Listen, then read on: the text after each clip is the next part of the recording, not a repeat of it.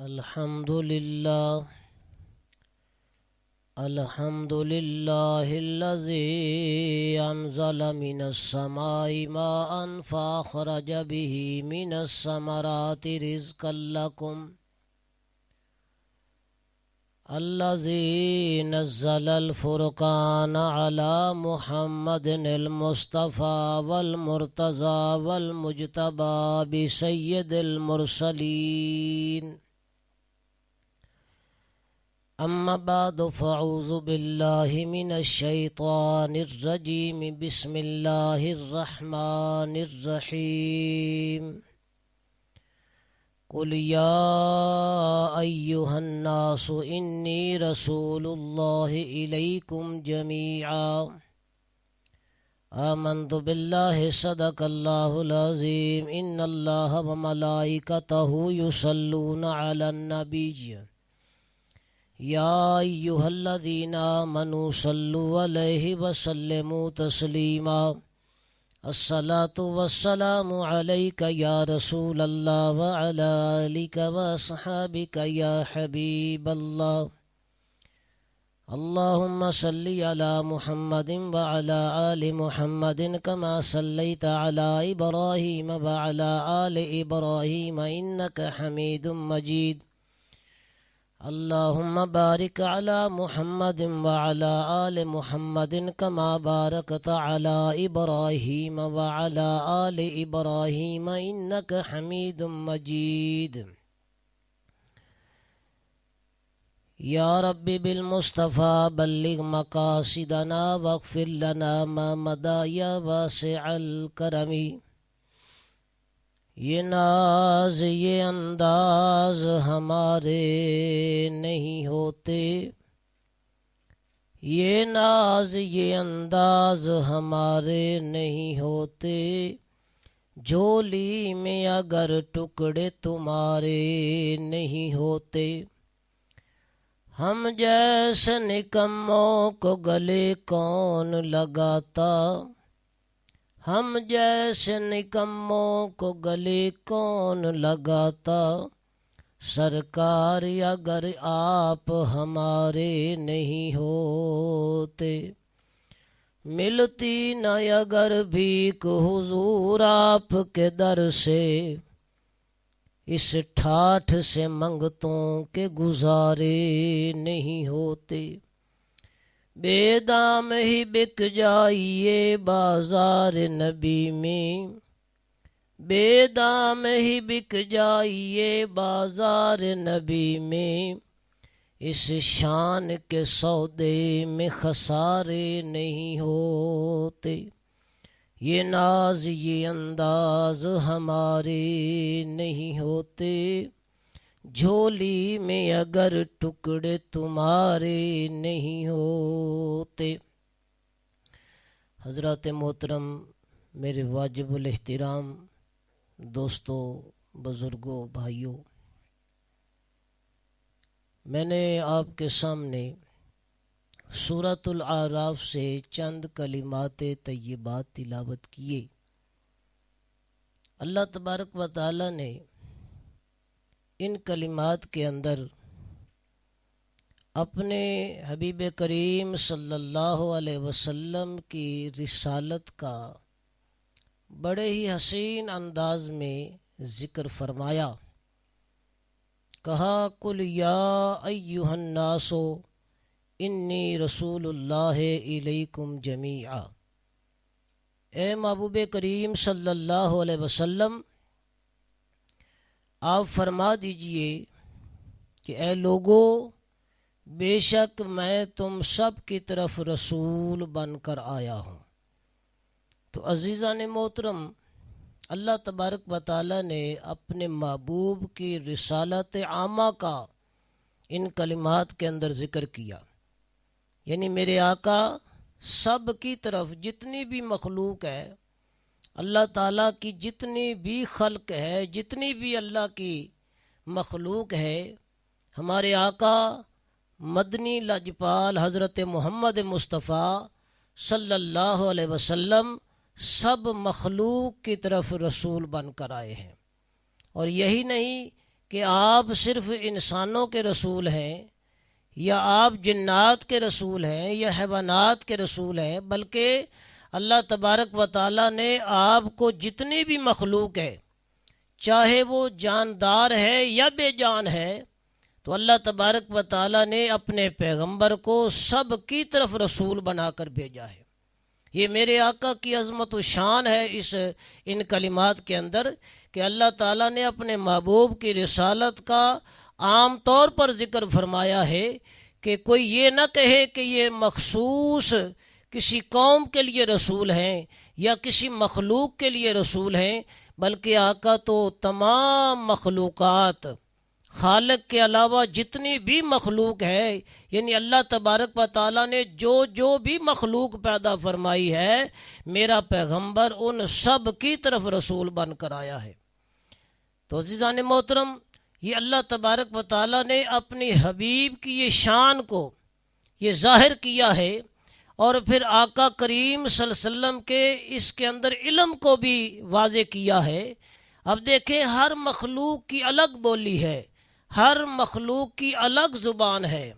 انسانوں کے اندر لے لیں کہ ان کے اندر بے شمار زبانیں ہیں، ہر ایک کی الگ زبان ہے، اور ہر کوئی میرے آقا صلی اللہ علیہ وسلم کو جو ماننے والا ہے، جو رسول اللہ صلی اللہ علیہ وسلم کا کلمہ پڑھنے والا ہے، جو میرے آقا کو رسول ماننے والا ہے، وہ جس زبان میں بھی، وہ جس بولی میں بھی رسول اللہ کی بارگاہ میں اپنی فریاد پیش کرے گا، اپنا استغاثہ پیش کرے گا، تو میرے آقا اس کی فریاد اور استغاثہ سنتے بھی ہیں، سمجھتے بھی ہیں۔ اگر وہ کوئی گزارش کرتا ہے، کوئی رجوع کرتا ہے، کوئی آقا سے سوال کرتا ہے، تو میرے آقا صلی اللہ علیہ وسلم اس کی بات کو سمجھ کر اس کی بات کو مانتے بھی ہیں اور پورا بھی کرتے ہیں۔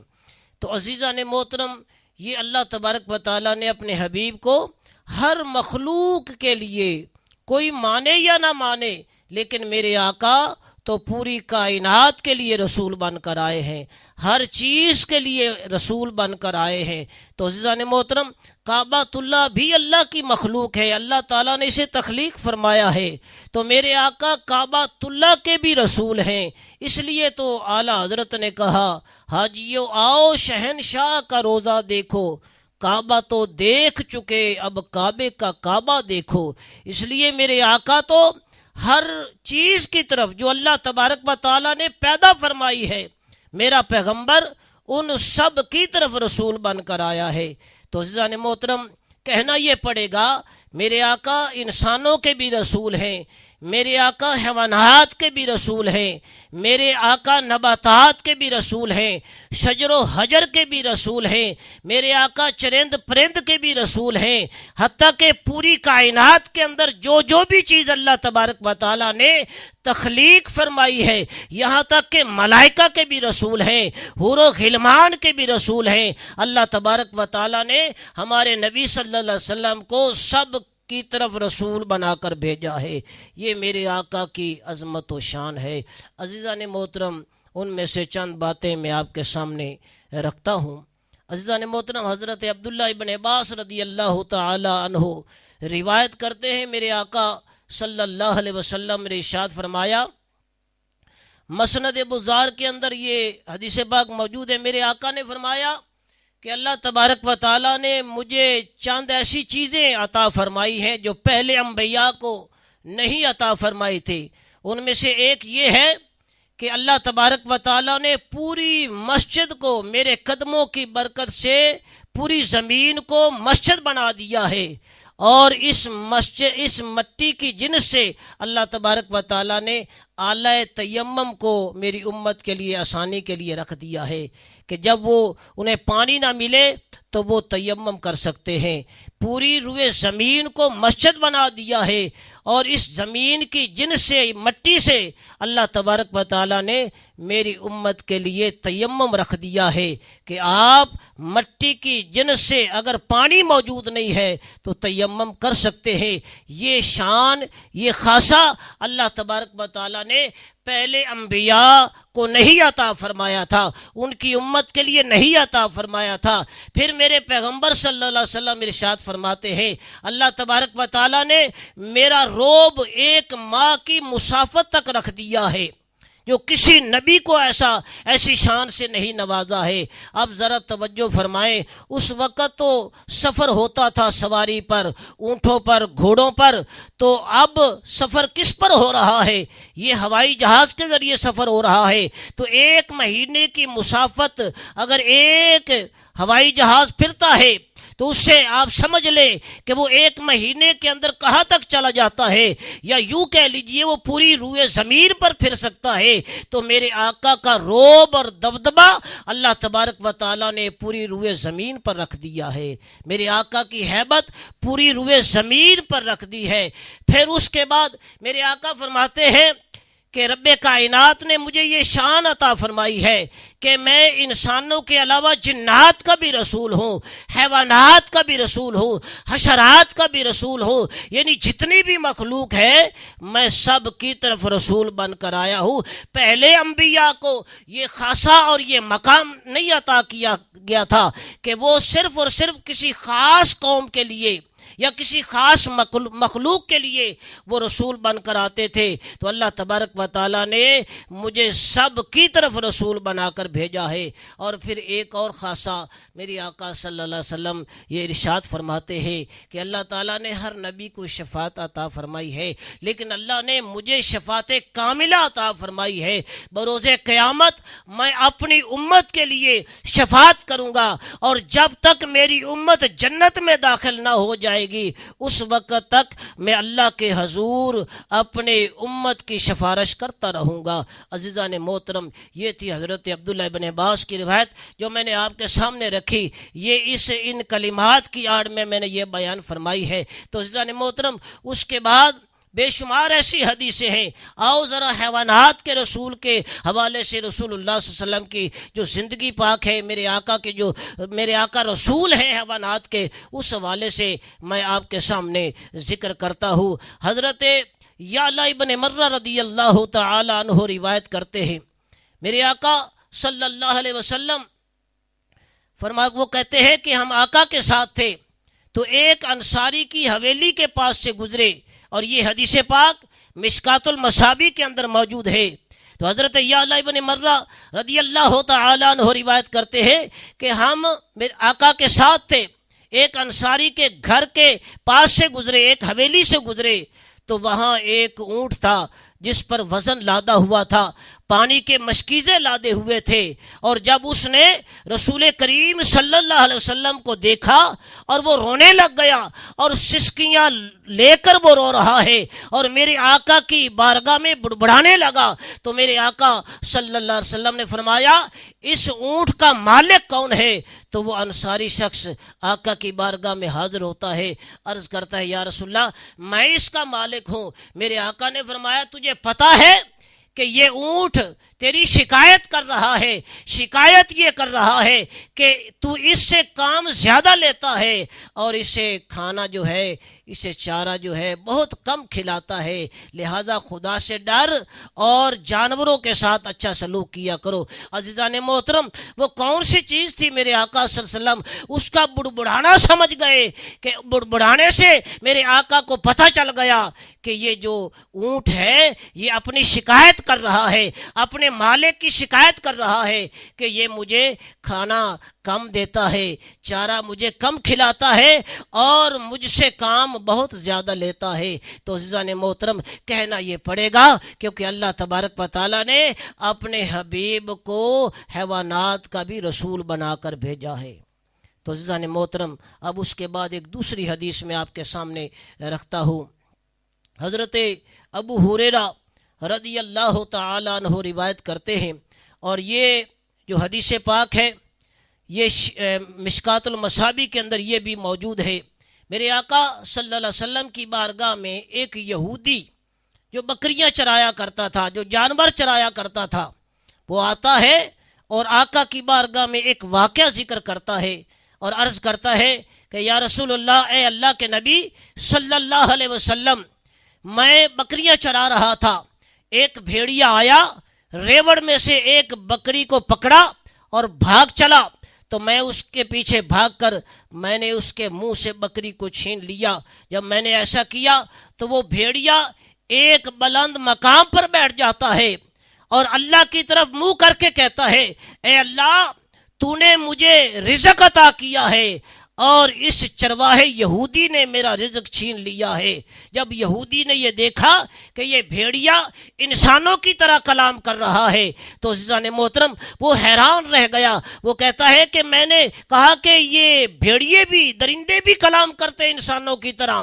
تو پھر اس بھیڑیے نے کیا کہا کہ اے چرواہے، تو اس بات سے تعجب کر رہا ہے، تمہیں اس سے عجیب بات نہ بتا دوں کہ مدینہ بستی کے اندر دو پہاڑوں کے درمیان ایک بستی ہے کھجوروں والی، جس کو مدینہ المنورہ کہا جاتا ہے۔ وہاں ایک نبی رحمت جلوہ گر ہے، وہاں ایک ہستی جلوہ گر ہے جو پہلے کی بھی خبریں رکھتا ہے اور قیامت تک جو کچھ بھی ہونے والا ہے وہ ساری خبریں رکھتا ہے۔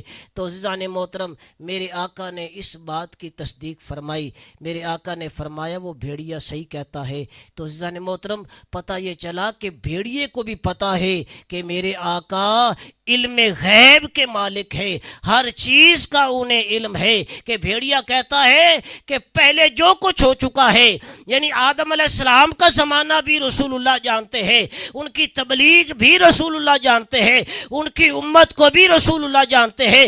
اسی طرح حضرت نوح علیہ السلام کا بھی زمانہ میرے آقا صلی اللہ علیہ وسلم جانتے ہیں، حضرت ابراہیم خلیل اللہ علیہ السلام کا بھی زمانہ میرے آقا جانتے ہیں، یعنی آدم سے لے کر عیسیٰ تک ہر نبی کی نبوت کو جانتے ہیں، ہر نبی کی تبلیغ کے بارے میں علم رکھتے ہیں اور امت کے احوال سے خبر رکھتے ہیں۔ یہ اللہ تبارک و تعالیٰ نے ہمارے نبی کو علم غیب عطا فرمایا ہے، اور اس کا عقیدہ وہ بھیڑیا پیش کر رہا ہے، کیونکہ میرے آقا تو جانوروں کے بھی رسول ہے، حیوانات کے بھی رسول ہے، درندوں کے بھی رسول ہے۔